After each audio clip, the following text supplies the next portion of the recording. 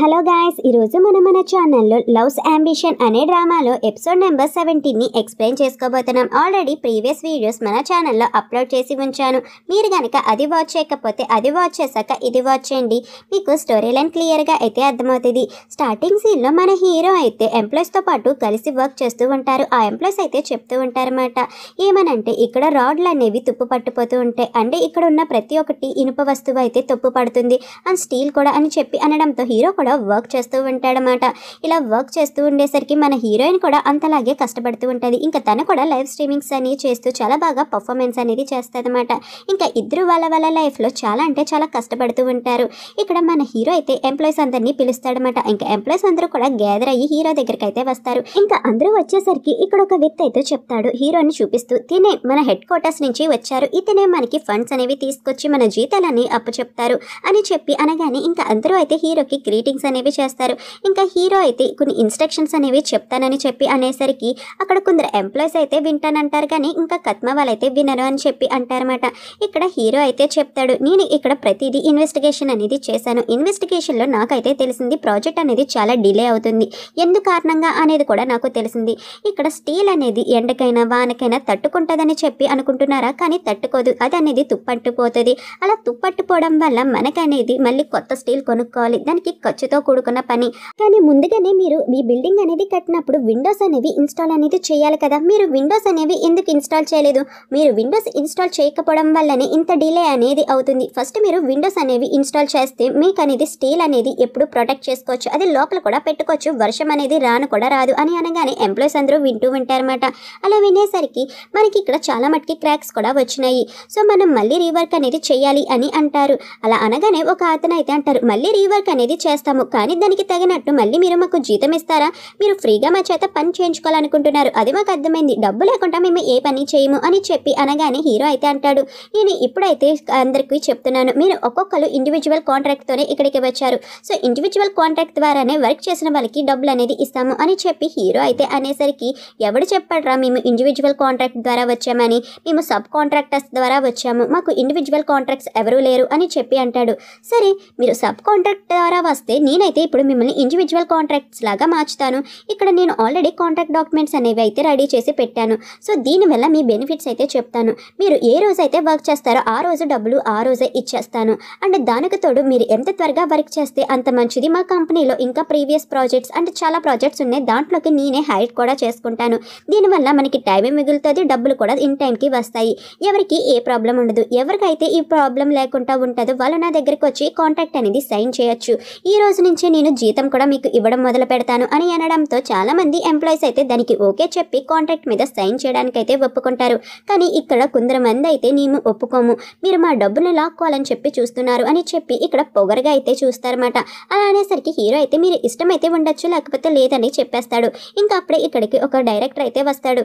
ఇంకా అతనైతే అంటాడు, నేను ఇక్కడ ప్రతిదీ చూసుకుంటున్నాను సార్, నాకు తెలుసు మీరు ఇదంతా కష్టపడి చేస్తున్నారని, మీ వర్క్ చాలా బాగుంది అని అనగానే నాకు తెలుసు, అందుకే మళ్ళీ నేను రీవర్క్ కూడా చేపించి త్వరగా ప్రాజెక్ట్ అనేది కంప్లీట్ చేయాలనుకుంటున్నా, నేను ఎలాంటి డెడ్ లైన్ అనేది కూడా పెట్టలేదు, అయినా ఈ ప్రాజెక్ట్కి మూలం ఎవరు అనేది కూడా నేను తెలుసుకుంటాను అని చెప్పి అనగానే ఇతనైతే అంటాడు, ఓం చంగ్ అని చెప్పి ఒకడైతే ఉన్నాడు సార్, అతని వల్లే ఈ ప్రాబ్లం అంతా వస్తుంది, ఇతనే ఈ ప్రాజెక్ట్కి సంబంధించిన వరకు చాలా ఫండ్స్ అయితే ఇచ్చారు, కానీ అతనైతే కన్స్ట్రక్షన్ చేయనివ్వట్లేదు అనగానే నీకు 3 days టైం అయితే ఇస్తాను, అదంతా సాల్వ్ చేసుకొని ఎలా అయితే తిరిగి వస్తావో నాకు తెలియదు, అంతకన్నా ఎక్కువ టైం నేనైతే ఇవ్వలేను అని చెప్పి అతనికైతే చెప్పడంతో అతను ఏమీ మాట్లాడలేకపోతాడనమాట.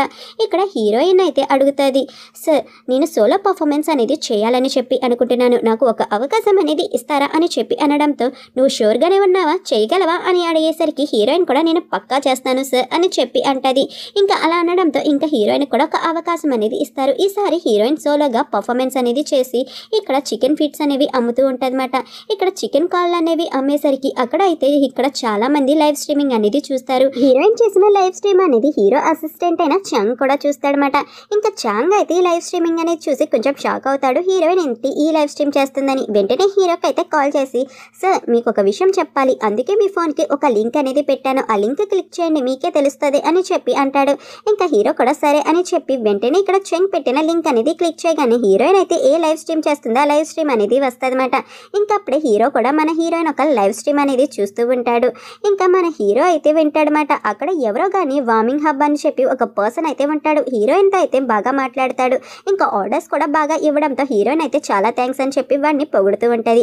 ఇదంతా చూసిన మన హీరోకి అయితే చాలా కోపం వస్తుంది. వాడెవడు అని చెప్పి జూమ్ చేసి మరి వాడు ప్రొఫైల్ అనేది చూసేసరికి ఒక యానిమేషన్ బొమ్మ అయితే ఉంటుంది. వీడే ఎక్కువ ఆర్డర్స్ ఇచ్చాడా, నేను కూడా ఆర్డర్స్ ఇస్తా అని చెప్పి ఇంకా హీరో కూడా ఆర్డర్స్ అనేవి ఇస్తూ ఉంటాడనమాట. ఇంకంతే హీరోయిన్ అయితే అంటది, ప్రామిస్ కీపర్ అనే అతను 50 ఆర్డర్లు అయితే ఇచ్చారు, థ్యాంక్ యూ అండి మీరు ఆర్డర్స్ ఇచ్చినందుకు అని చెప్పి ఇంకా హీరోయిన్ అయితే హీరోకి కూడా థ్యాంక్స్ చెప్తుంది. ఇంకా హీరో అయితే చాలా హ్యాపీగా ఫీల్ అవుతాడు. చూసావా నేను హెల్ప్ చేశాను అని చెప్పి ఇక్కడ మురిసిపోతూ ఉంటాడు. కానీ ఇక్కడ వార్మింగ్ హబ్ అనేవాడు ఊరుకుంటాడా? హీరోస్ 50 ఇస్తే ఇక్కడ హీరో అయితే 70 ఇస్తాడు.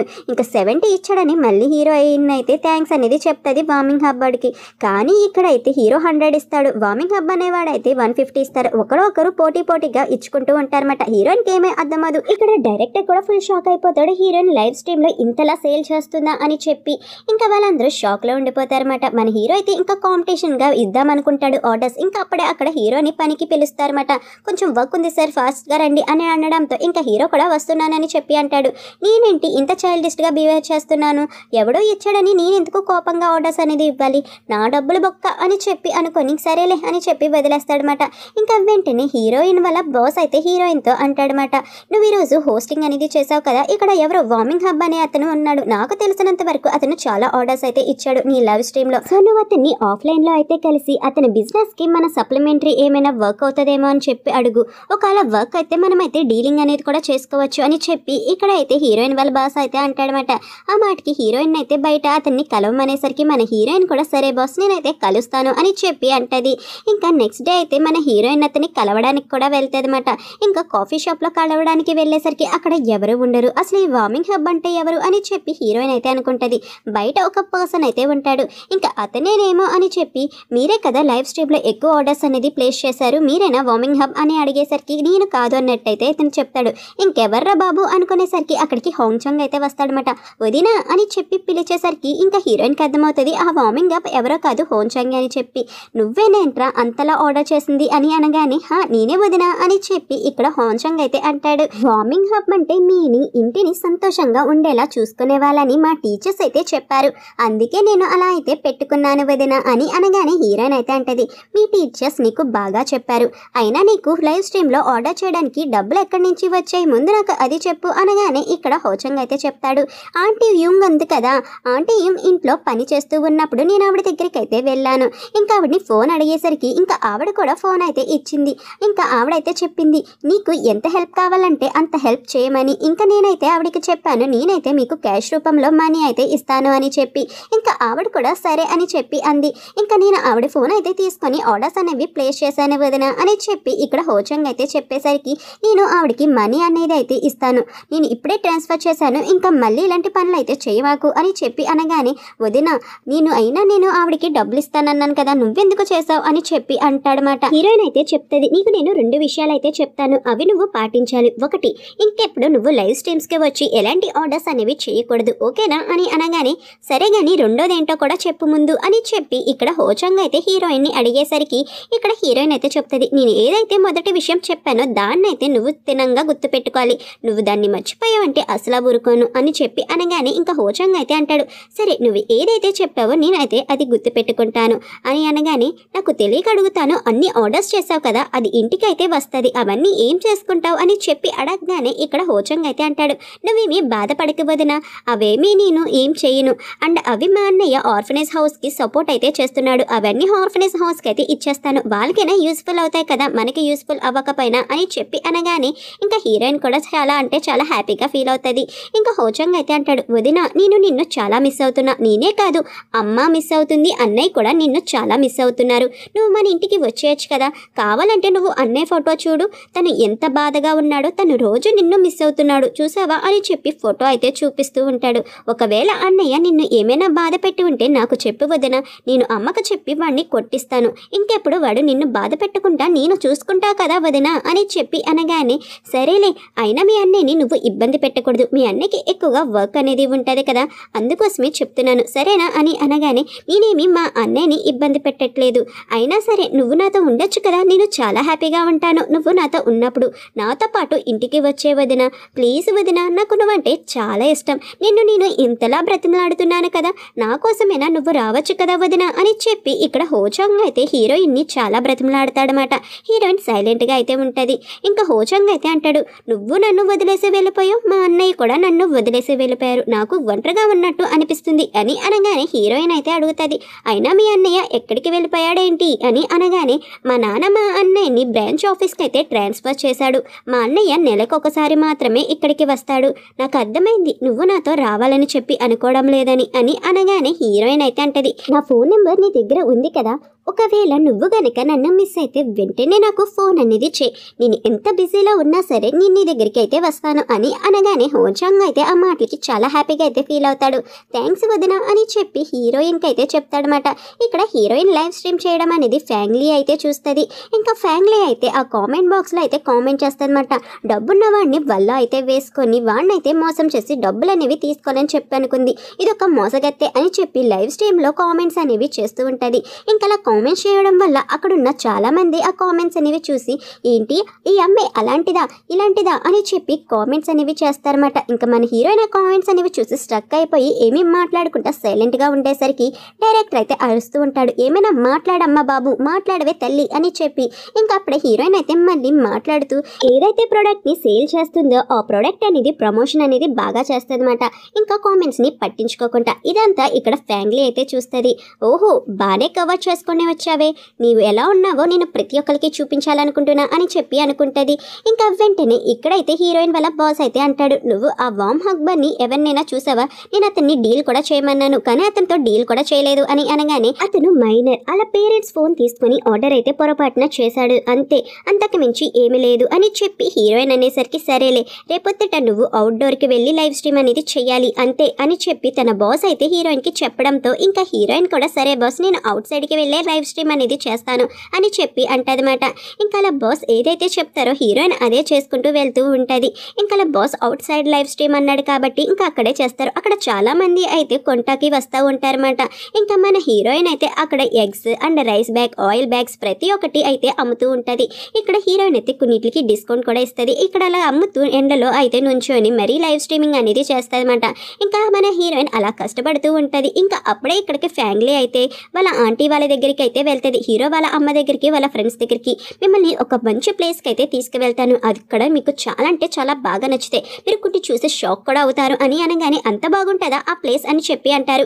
ఇంకా వీళ్ళందరినీ తీసుకువెళ్ళి ఆ ప్లేస్కి వెళ్తారన్నమాట. ఇక్కడేంటి ఇంత ఎండ ఉంది, ఇక్కడ చూడడానికి ఎలాంటి ప్రత్యేకత లేదే అని అనగానే ఇంకా అప్పుడే అక్కడ హీరోయిన్ అయితే చూస్తారన్నమాట.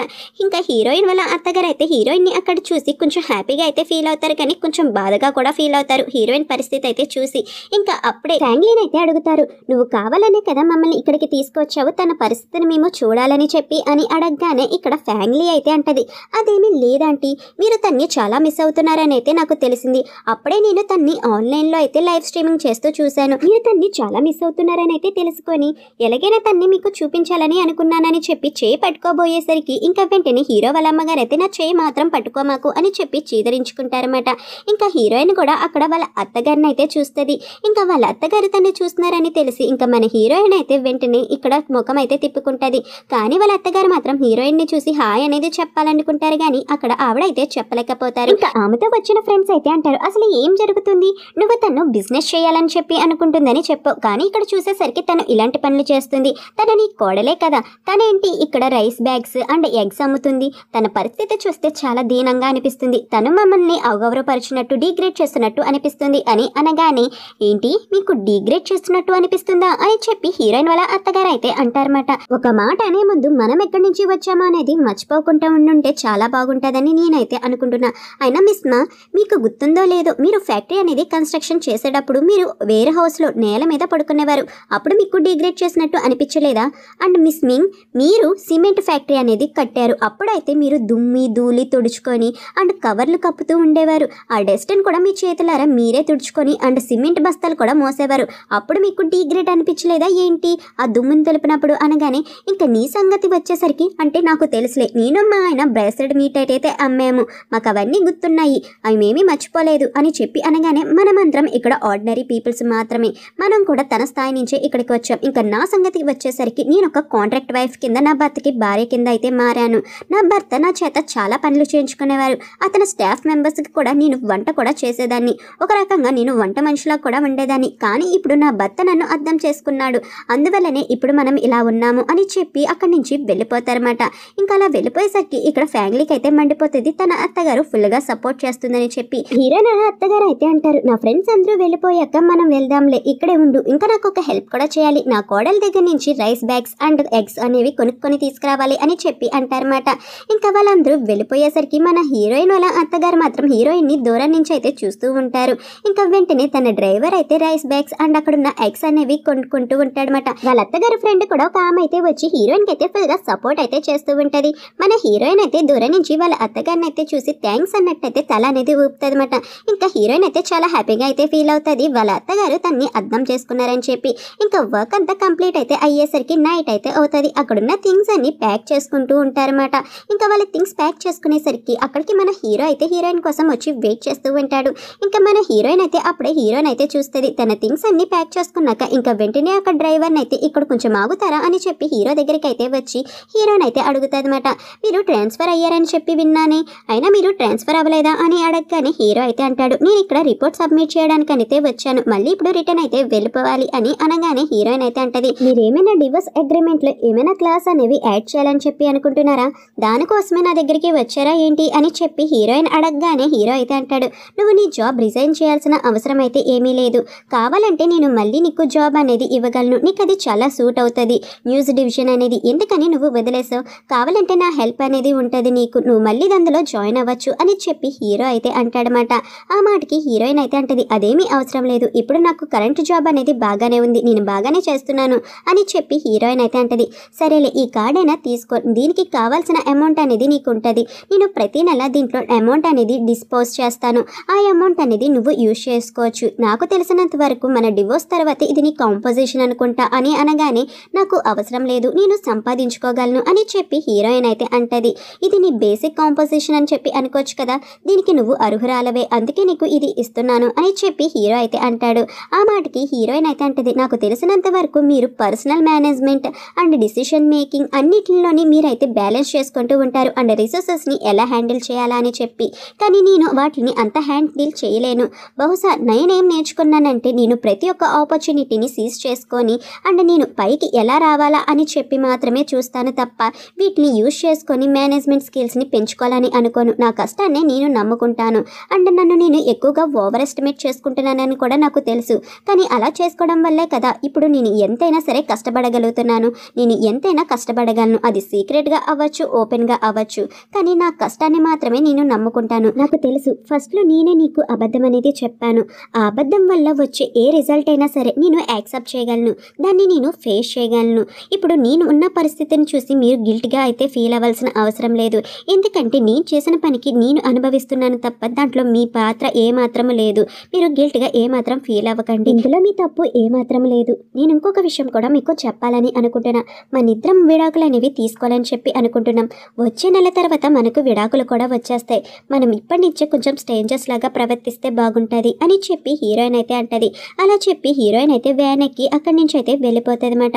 హీరోయిన్ మాట్లాడిన మాటలకి హీరో ఒక్క మాట కూడా మాట్లాడలేకపోతాడు. హీరోయిన్ వెళ్ళిపోతుంటే అలా చూడడం తప్ప తను ఏమీ చేయలేకపోతాడనమాట. అంతే గైస్, ఇక్కడతో ఈ ఎపిసోడ్ అనేది కంప్లీట్ అయిపోయింది and thank you for watching.